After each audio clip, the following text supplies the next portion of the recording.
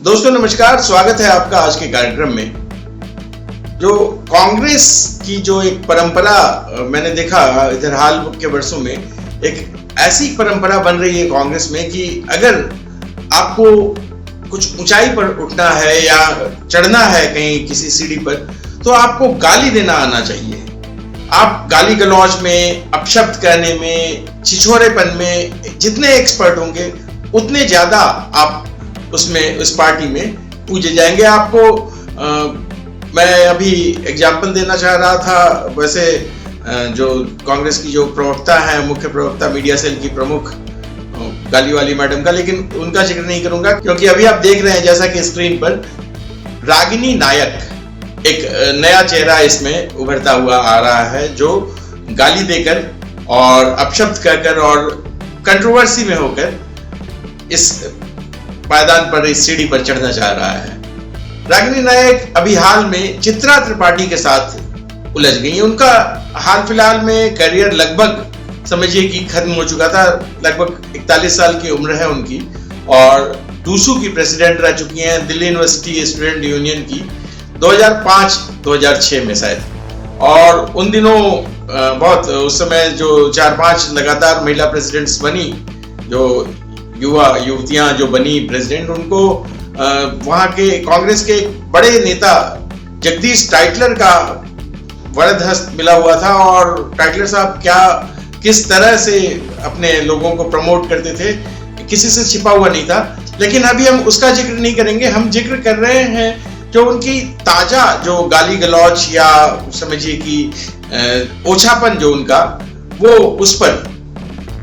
आपको दूसरी जो तस्वीर दिख रही है वो चित्रा त्रिपाठी एबीपी न्यूज की एंकर हैं। इससे पहले वो कई सारे चैनलों में रह चुकी हैं और आज तक में काफी अरसे तक वो डिबेट करवाती रही हैं। तो रागिनी नायक को इधर हाल फिलहाल में कुछ कारणों से, आपको याद होगा कि करीब कुछ महीने पहले रजत शर्मा साहब के साथ उनको किसी ने बहस में बिठा दिया था और वहां वो बहुत भद्दे तरीके से पेश आ रही थी।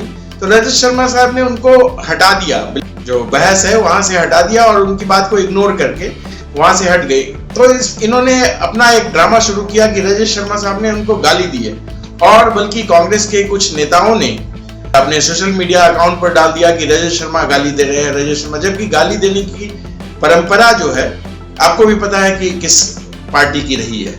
लेकिन जब ऐसी बातें लिखी तो रजत शर्मा साहब बाकायदा हाईकोर्ट गए और हाईकोर्ट ने एक आदेश दिया कि कांग्रेस पार्टी को कि इस तरह के जो अनर्गल ट्वीट्स है इसको फौरन हटाएं, अनर्गल जो सोशल मीडिया पोस्ट है उसको फौरन हटाएं, और आगे से इस तरह की ताकीद की कि इस तरह की जो छोटी हरकत नहीं होनी चाहिए।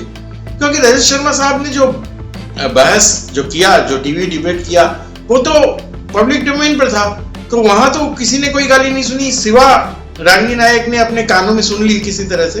जबकि रजत शर्मा इतने बड़े और इतने वरिष्ठ पत्रकार हैं और इतने वर्षों से टीवी पत्रकारिता में हैं कि वो इस तरह की छोटी हरकतें कर ही नहीं सकते हैं। खैर, वो अलग बात है।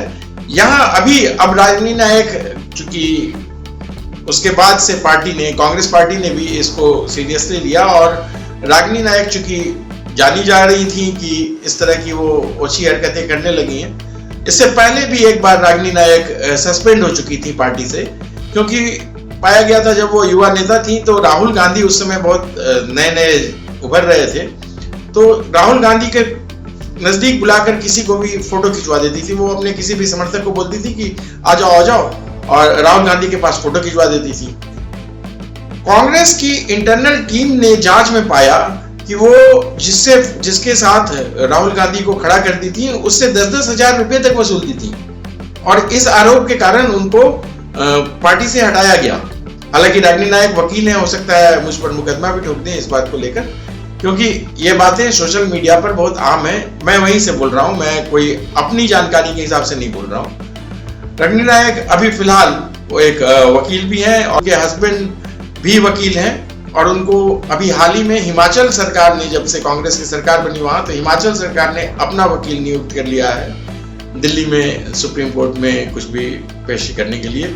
अशोक बसोया उनके हस्बैंड हैं और वो वकील रहे हैं, और रागिनी नायक से पहले वाले, जिस यूनियन में रागिनी नायक प्रेसिडेंट बनी थी, उससे पहले वाले यूनियन में वो वाइस प्रेसिडेंट थे। तो उसी समय से उन लोगों का, रागिनी नायक मूल रूप से मैं बताऊं मध्य प्रदेश की रहने वाली हैं, और स्कूलिंग वहां करने के बाद वो आई दिल्ली यूनिवर्सिटी में पढ़ने के लिए, और यहाँ नेतागिरी के चक्कर में पड़ गई। उसके बाद फिर जैसा कि आप लोगों को पता है कि पहले NSUI, फिर कांग्रेस, फिर प्रवक्ता, फिर सस्पेंशन, फिर प्रवक्ता, फिर मुकदमाबाजी आदि आदि चल रहा है उनका।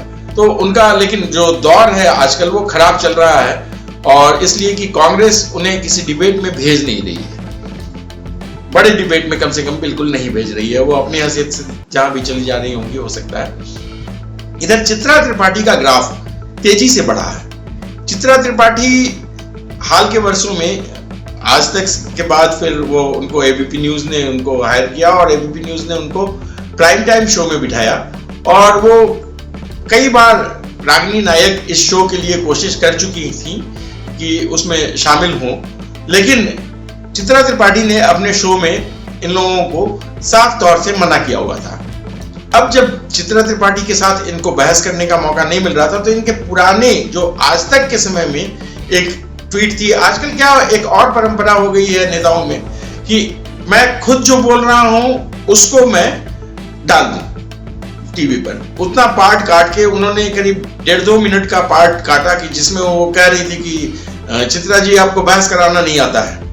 तो चित्रा जी ने उनको डांटा, चित्रा त्रिपाठी ने उसमें उनको डांटा है उसी ट्वीट में। उसी जो एक ट्विटर पर उन्होंने पोस्ट वीडियो शेयर किया था, उसी वीडियो में चित्रा त्रिपाठी उनको डांटती हुई भी नजर आई है कि आप मुझे मत सिखाइए कि मुझे अपना काम कैसे करना है। तो लेकिन उसके बावजूद चूंकि अभी बहस में रहना है, चर्चा में रहना है कि मैं रागिनी नायक हूं और रागिनी नायक को सामने आना है, तो इस कारण से उन्होंने अपना पोस्ट डाल दिया। चाहे ये कारण रहा हो, चाहे जो भी मन में रहा हो, चित्रा त्रिपाठी को पता नहीं क्या सूझा। चित्रा त्रिपाठी, हालांकि एक यूजर ने बाद में इन पर कहा भी कि चित्रा त्रिपाठी आपको क्या पड़ी है इस तरह के जो उटपटांग हरकत करने के, आप भी फुर्सत में रहती हैं, ऐसा करके एक यूजर ने लिखा। तो चित्रा त्रिपाठी ने उसको कहा कि रागिनी अब इतने बुरे दिन आ गए हैं आपके कि आप मेरा पुराना 2-2 वर्षों पुराना वीडियो खोज खोज के निकाल रही हैं अपने दिन बनाने के लिए। वास्तव में बुरे दिन आ गए हैं, तो इनको पूछना नहीं चाहिए था। पूछ लिया तो रागिनी को मिर्ची लग गई। अब उन्होंने पलटकर कहा कि आपको इस तरह की बातें बोलने का अधिकार नहीं है, और आप खुद उनके मतलब पर्सनल अटैक करने लगे उन पर। चित्रा त्रिपाठी के साथ एक दुखद बात यह भी है कि उनका निजी तौर पर उनके निजी जीवन में तलाक हो चुका है, और लेकिन उसके बावजूद वो बिंदास अपने बेटे के साथ देश विदेश की टूर पर करती रहती हैं, वीडियोस डालती रहती हैं, पोस्ट डालती रहती हैं। आपको याद होगा अभी हाल ही में विनोद शर्मा नाम के एक जो पत्रकार जो साहब हैं, कांग्रेसी पत्रकार, उन्होंने इस पर कमेंट कर दिया था। तो खैर उन्होंने मजा चखाया था। उस पर एक वीडियो इसी चैनल पर है, आपको देख लीजिएगा, मैं आई बटन में लिंक डाल दे रहा हूँ। लेकिन चित्रा त्रिपाठी को उनके पति अतुल अग्रवाल जो जर्नलिस्ट हैं, उनसे उनका तलाक हो चुका है। अब कारण चाहे जो भी हो, कुछ लोग ट्रोलर्स की टीम जो है चित्रा त्रिपाठी के पीछे पड़ी रहती है। मैं आपको एक स्क्रीनशॉट दिखाता हूं। अगर आप सर्च कीजिएगा चित्रा त्रिपाठी वायरल वीडियो, तो कम से कम 6-7 पेजेस दिखाई देंगे। ऐसे पेज बनाए गए हैं बाकायदा ट्विटर पर, चित्रा त्रिपाठी वायरल वीडियो। उस पेज में कोई भी वायरल वीडियो है ही नहीं। वायरल वीडियो क्या है वो भी मैं आपको बताता हूं आगे। गोरखपुर से बिलोंग करती हैं चित्रा त्रिपाठी, और वहां के सांसद हैं रवि किशन। चूंकि चित्रा त्रिपाठी को बीजेपी बीट मिली हुई थी जब वो पत्रकारिता करती थी, तो उनको बीजेपी और राइट विंगर बीट मिली हुई थी। इसमें बीच में वो अयोध्या भी गई थी और भी कई जगह वो गई थी। तो बीजेपी के नेताओं से उनके नजदीकी संबंध बिल्कुल 1-to-1 रहे हैं। मनोज तिवारी जो दिल्ली के सांसद हैं, उनके साथ वो बुलेट पर इंटरव्यू करी थी, वो भी एक बहुत वायरल हुआ था। रवि किशन जो कि गोरखपुर से हैं, और रवि किशन एक व्यवहारिक नेता है, वो चित्रा त्रिपाठी के घर के एक पारिवारिक फंक्शन में, इनके भतीजे के बर्थडे में, वो अपने परिवार के साथ, अपनी पत्नी और बच्चों के साथ वो वहां पहुंचे थे। चूंकि रवि किशन अभिनेता हैं, बड़े स्तर के अभिनेता रहे हैं, तो म्यूजिक लगा, नाच गाना भी हुआ, उसका वीडियो वायरल हुआ। अब उसको कहा जा रहा है कि रवि किशन का वीडियो वायरल हो गया। खैर उस पर बाद में आऊंगा, वीडियो वाले पर प्रकरण पर। अभी जो रागिनी नायक ने कहा इसके जवाब में कि चित्रा त्रिपाठी तुम बोलो मत, मुझे तुम कहोगी तो मैं ओयो की याद दिला दूंगी, ओयो रूम। अब ओयो रूम सब लोगों को, एक ओयो रूम कहने से एक लोगों के दिमाग में बैठता है कि ओयो रूम में कोई, आपको पता है ओयो रूम की जो इमेज है वो क्या बन गई है कि जाकर 2-4 घंटे मौज मस्ती करने के लिए युवा जोड़ों का। तो अब सब लोगों के दिमाग में चौंका कि कभी चित्रा त्रिपाठी अपने यंग एज में कहीं ओयो रूम में तो नहीं गई थी, कोई वैसा वीडियो तो नहीं है, कोई वैसा सबूत तो नहीं है, कोई वैसा एविडेंस तो नहीं है कहीं सोशल मीडिया पर। ग्रोक से बहुत लोगों ने मदद ली। ग्रोक ने उनको बताया कि इनके पति, पूर्व पति अतुल अग्रवाल घर में कुछ और कह के गए थे और ओयो रूम में जाकर रह रहे थे। तो वो मामला एक्सपोज हुआ था, वो मामला शायद मीडिया में चर्चा का विषय बना था और उसको यह कह रही हैं कि मैं ओयो रूम की याद दिला रही हूं। मतलब रागिनी नायक जो कह रही हैं, ये देखिए इनका पूरा बयान, आपको पूरा कन्वर्सेशन मैं सुनाता हूं। सबसे पहले रागिनी नायक ने कहा कि ये पुराने खजाने कहां से निकल कर आ रहे हैं, आपको डिबेट करना आता ही नहीं है चित्रा जी, आप केवल भाजपा का एजेंडा सेट करने के लिए डिबेट कराती हैं और पूरे डिबेट में भाजपा को कवर फायर देती हैं। ये छोटा सा वीडियो भी है, इसको भी सुन लीजिए जरा। आपने मंदिर का जिक्र किया ना, आप बताइए मुझे। डिबेट कराना ही नहीं आता चित्रा जी। ठीक है रागिनी नायक, कम से कम आपसे रागिनी नायक मुझे सीखने की जरूरत नहीं है, बहुत अच्छे से कर रही हैं। आपसे सीखने की जरूरत नहीं है रागिनी नायक। इसके बाद चित्रा त्रिपाठी ने कहा इनके जवाब में कि आपके कितने बुरे दिन आ गए हैं रागिनी जी, मुझे ट्रोल करने के लिए सालों पुराना वीडियो निकालना पड़ रहा है, मैं तो रोज डिबेट करती हूँ, कुछ नए मुद्दे लिखिए। अब इतने पर रागिनी नायक बौखला गई।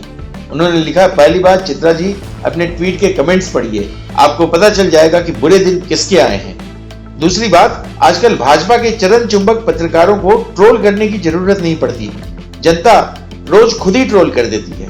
फिर चित्रा त्रिपाठी ने उनके जवाब में लिखा, ट्रोलर्स के कमेंट पढ़ने के कारण ही आपको वजीरपुर विधानसभा से 6000 वोट मिले थे, जमानत जब्त हो गई थी, जनता को ऐसी आरती आपकी नहीं उतारनी चाहिए थी, बहुत ज्यादा बुरा हो गया आपके साथ। फिर तो रागिनी नायक मानो हत्थे से उखड़ गई। उन्होंने लिखा अपने अगले ट्वीट में, कमेंट में, पहली बात कांग्रेस से प्यार करती हूँ, पार्टी ने चुनाव लड़ाया, मैंने मेहनत से लड़ा, कांग्रेस हर सीट पर हारी, मैं भी हारी, फिर लड़ाएंगे, फिर लड़ूंगी, क्योंकि जिससे प्यार करती हूँ निभाती हूँ, पर आप ये कहां समझ पाएंगी। दूसरी बात, ओयो से रवि किशन तक जनता ने किसकी आरती उतारी, कहां उतारी, मैं नहीं बोलूंगी।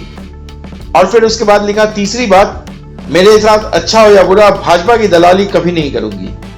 फिर चित्रा त्रिपाठी ने लिखा, दिल्ली की वजीरपुर की जनता को बधाई, आपने कीचड़ के बजाय कमल का चुनाव किया और आपके संस्कार रागिनी जी आपके ट्वीट से ही झलक गए।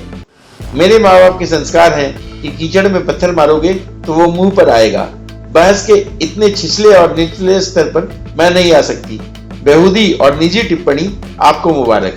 साथ में उन्होंने वो 2025 का जो असेंबली इलेक्शन का एक छोटा सा रिजल्ट का वो भी लगा दिया अपने ट्वीट के साथ, फोटो भी, कि कैसे बीजेपी में पूनम शर्मा जो है, बीजेपी की पूनम शर्मा, उन्हें 54,000 वोट मिले, आम आदमी पार्टी के जो राजेश गुप्ता हैं उन्हें 43,000 के आसपास वोट मिले और रागिनी नायक को 6,348 वोट मिले थे, जो कुल वोट का 5.94% के आसपास था, करीब 6% के आसपास, और उनकी जमानत जब्त हो गई थी। इसके बाद तो फिर रागिनी नायक अचानक हमलावर हुई। पहली बात, संस्कार पर प्रवचन देने से पहले गिरेबान में झांक लेती, घर के अंदर शादीशुदा, घर के बाहर सिंगल महिला। दूसरी बात, बिना कमल और भाजपा का सहारा लिए भला बुरा भी नहीं कह सकती, यह आपकी तलवा चाटू पत्रकारिता का एक और प्रमाण है। तीसरी बात, हार का कीचड़ तो मैं अपनी मेहनत से धो लूंगी, अगले चुनाव पर आपके चेहरे पर लगी कालिख नहीं धुलने वाली। मतलब इस स्तर तक ये रागिनी नायक उतर गई बहस में। अब इसके बाद कांग्रेसियों की टीम ने और साथ में शुरू कर दिया कि रवि किशन का वीडियो वायरल। अरे रवि किशन का वीडियो कैसे वायरल हो जाएगा जबकि पुराना वीडियो है? तो वीडियो वायरल हो रहा है। फिर ओयो के नाम पर चित्रा त्रिपाठी अपने होटल में, अपने होटल रूम में, इंडिया में नहीं जो विदेश में गई थी वहां अपने होटल रूम में उनके बेटे ने जो वीडियो बनाया था वो कुछ लिख रही थी, उस वीडियो को बताया जा रहा है कि वो ओयो रूम का वीडियो है। इस तरह से करके जो मीडिया सेल, चाहे जिस पार्टी की भी मीडिया सेल हो या जो इनके मीडिया टीम वाले लोग हैं, सोशल मीडिया टीम वाले लोग, उन लोगों ने चित्रा त्रिपाठी पर निजी तौर पर समझिए कि एक चारित्रिक इन पर अटैक करना शुरू कर दिया।